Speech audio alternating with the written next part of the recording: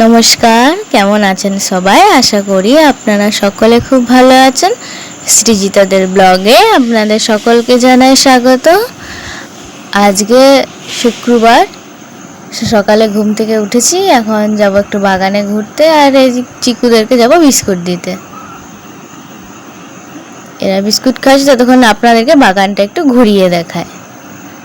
চলুন। এই যে বাগানে অ্যালোভেরা হয়েছে।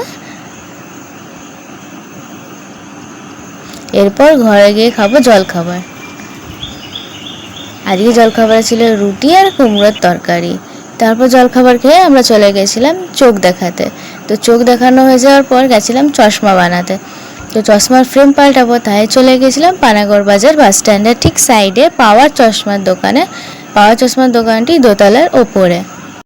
তাই ভাবলাম আপনাদেরকেও একবার চশমাগুলো ঘুরিয়ে দেখায়। এই যে চশমাগুলো দেখুন, প্রত্যেকটা চশমাগুলো দেখতে ভীষণ সুন্দর, কিন্তু ফ্রেমগুলো কিন্তু খুব সুন্দর দেখতে।